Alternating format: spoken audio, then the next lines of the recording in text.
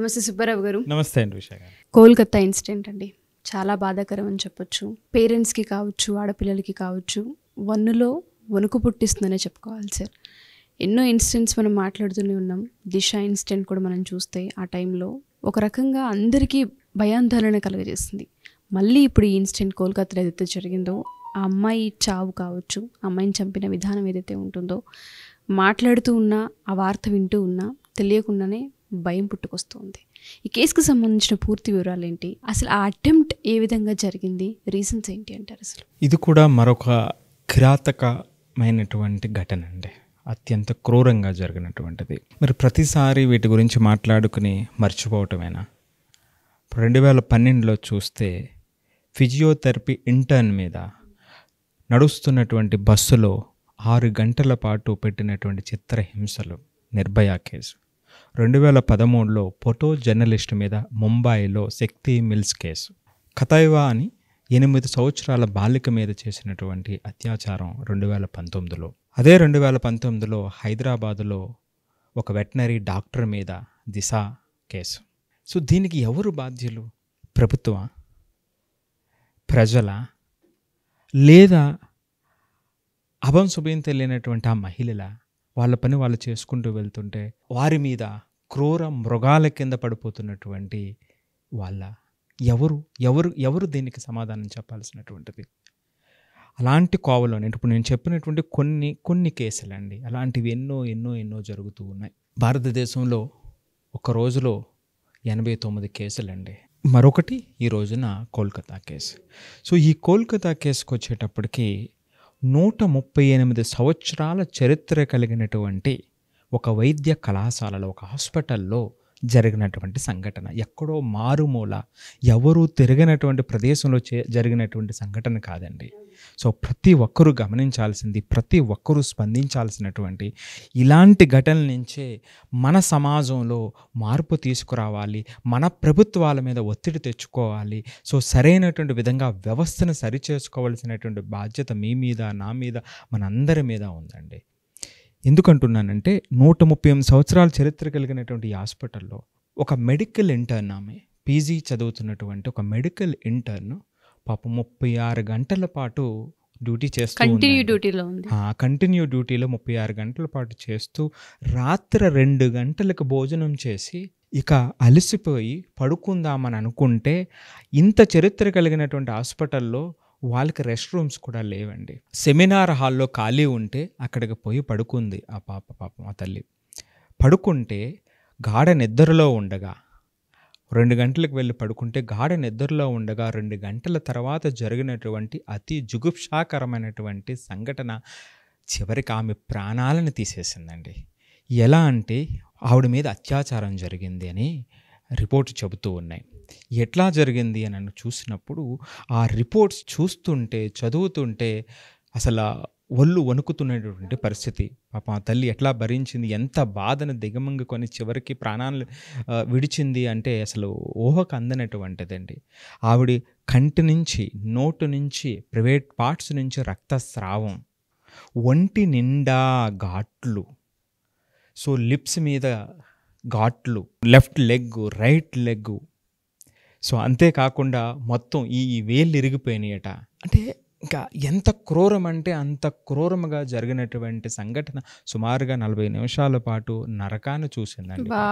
So మరి దీనికి ఎవరు బాధ్యత? 40 నిమిషాలు ఆ అమ్మాయి ఎంత నరకాన్ని అనుభవించుంటుంది, మనోవేదన పెయిన్ ని చూసుంటుంది. సో ఇవి విరిగిపోయినాయటండి, గోర్లు విరిగిపోయినాయి అంట. అంటే ఎంతో పోరాడింది, బతకడం కోసం ఎంతో పోరాడింది, దాని నుంచి బయటికి రావటం కోసం ఎంతో పోరాడినటువంటిది.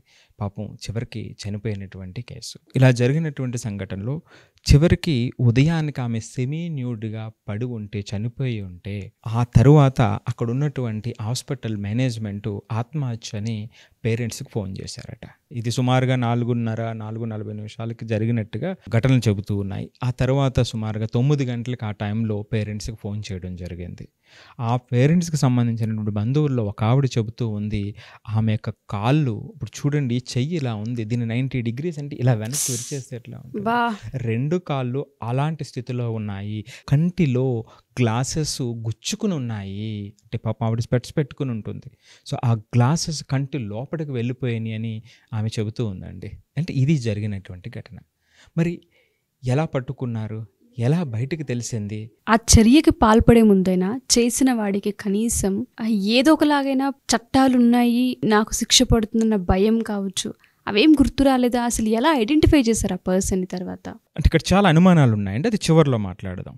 సో ఎలా పట్టుకున్నారు అనేటప్పుడు వచ్చేటప్పటికి ఏమిటంటే, ఇది వార్త తెలిసిన తర్వాత పోలీసు ఇమీడియట్గా వాళ్ళు యాక్షన్ స్టార్ట్ చేశారు. ఎవరైతే అనుమానాస్పదంగా ఉన్నారో, సీసీటీవీ ఫుటేజ్ అది ఉంటుంది కాబట్టి చాలా కొంతమంది 15-20 మందిని అనుమానంగా వాళ్ళు చూసి వాళ్ళందరి ఫోన్లో అది తీసుకున్నారు. సో తీసుకుని వాళ్ళు ఇంట్రాగేషన్ మొదలుపెట్టారు. ఇంట్రాగేషన్ మొదలుపెట్టిన తర్వాత అక్కడ ఒక వ్యక్తి మీద అనుమానం వచ్చింది. 4 గంటలకి ఒక వ్యక్తి సీసీటీవీలో, అంటే హాస్పిటల్ లోపలికి ప్రవేశించాడు. అతని చెవిలో ఇయర్ ఫోన్స్ ఉన్నాయి. ఆ ఇయర్ ఫోన్సే ఈ ఘటన దగ్గర కూడా దొరికినాయి వాళ్ళకి. ఓకే. సో ఆ తర్వాత ఆ వ్యక్తి వెళ్ళిపోయిన తర్వాత అతని దగ్గర ఇయర్ ఫోన్స్ లేవు. ఇది ఒక క్లూ.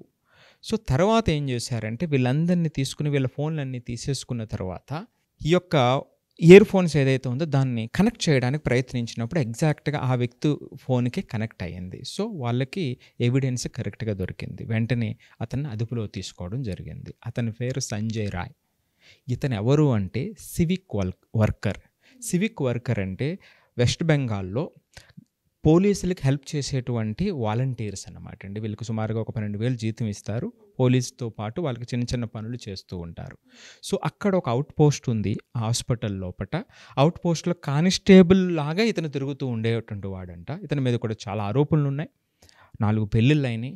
2 సిస్టర్స్ కూడా ఉన్నారు. అతనికి ఒక కుటుంబం ఉంది. సో అయినప్పటికీ ఇటువంటి ఘటనకి పాల్పడినటువంటి వ్యక్తి. సో ఇక్కడ ఇతను సివిక్ వర్కర్ కాబట్టి పోలీసులతో సంబంధం ఉంది. అక్కడే కూర్చుంటూ ఉంటుంటాడు, కానిస్టేబుల్ లాగే అక్కడే ఉంటూ ఉంటాడు. సో అతని లోపలికి అంతా యాక్సెసిబిలిటీ ఉంటుంది. ఎప్పుడు పడితే అప్పుడు వస్తూ ఉంటాడు. ఎందుకంటే ఎవరైతే పేషెంట్స్ వస్తారో వాళ్ళకి హెల్ప్ చేసి వాళ్ళకి ట్రీట్మెంట్ ఇప్పించడం అనేటువంటిది అతని చర్యలో బాధ్యత.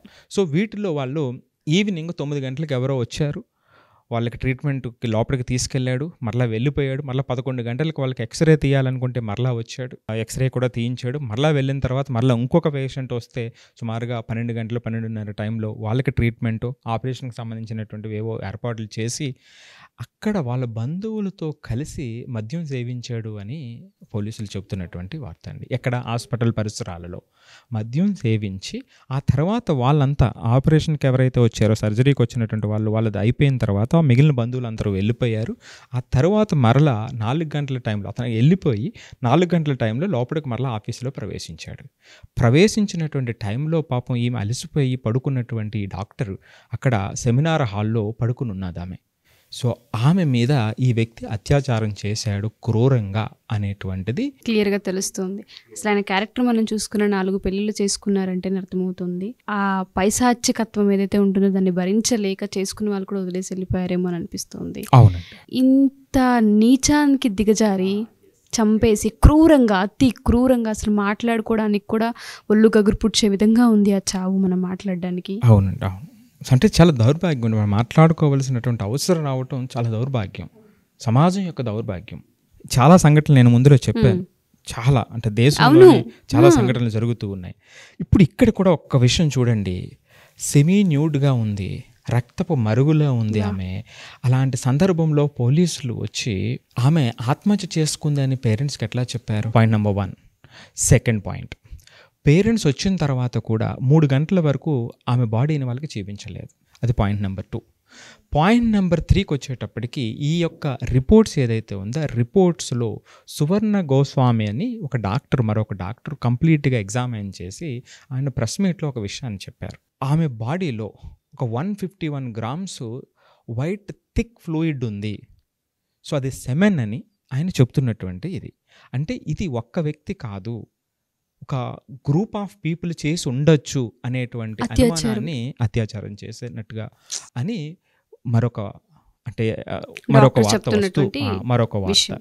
అంటే ఈ విధంగా అనేకమైనటువంటి అనుమానాలు ఈ కేసులో వస్తున్నాయండి. ఇంకొక 4వ విషయం చెప్తాను మీకు. ప్రిన్సిపాల్ ఎవరైతే ఉంటాడో ఆ ప్రిన్సిపాల్ రిజైన్ చేయాలి అని పట్టుపడితే అక్కడ ఆ డాక్టర్స్ అంతా కూడా రిజైన్ చేస్తే గవర్నమెంట్ వితిన్ 24 అవర్స్లో వేరే చోట పోస్టింగ్ ఇచ్చిందండి. అంటే అంత ఇన్ఫ్లుయెన్సెస్ ఏదన్నా ఉన్నాయా?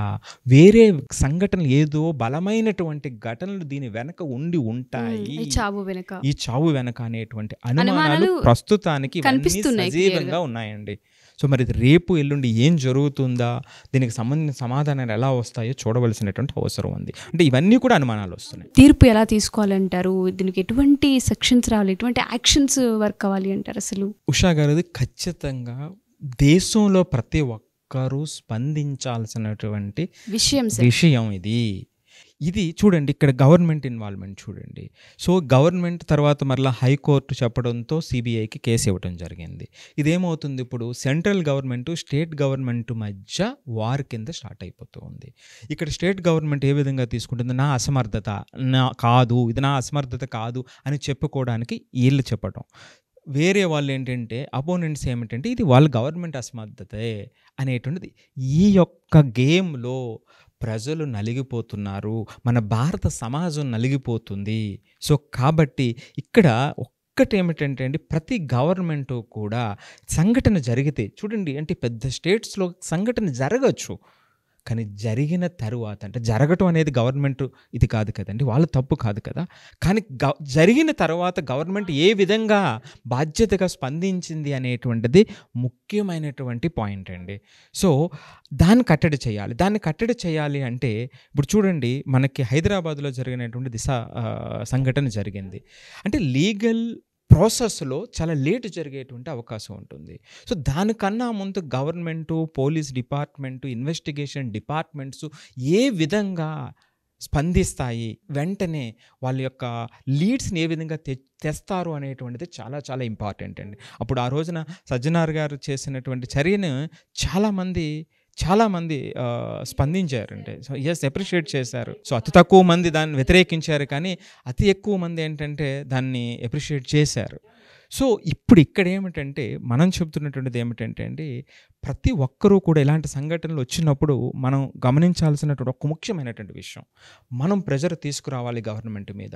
నేను చెప్పేది ఏమిటంటే, ఆ గవర్నమెంట్లో ఇప్పుడు ఏదైతే మహిళా శిశు సంక్షేమం ఉందనుకుందామండి, దాంట్లో ఒక సెపరేట్ వింగ్ని తీసుకురావాలి. ఆ సెపరేట్ వింగ్ తీసుకురావడమే కాకుండా ఇలాంటి కేసెస్ పెరిగిపోతున్నటువంటి సందర్భంలో దీన్ని హ్యాండిల్ చేసే డెడికేటెడ్ టీమ్స్ని పెట్టవలసినటువంటి అవసరం ఉంది.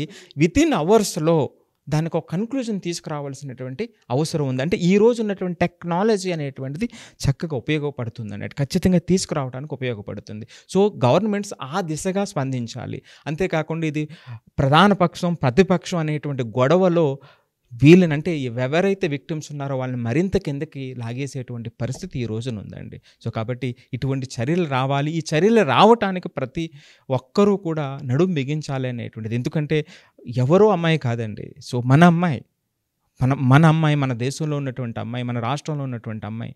సో ఎవరికైనా ఆ బాధే. సో మరి అంటే ఆ గ్యారంటీ లేకపోతే, బయటికి వెళ్ళిన తర్వాత బయటకు వస్తామనేటువంటి గ్యారంటీ లేకపోతే ఎవరండి?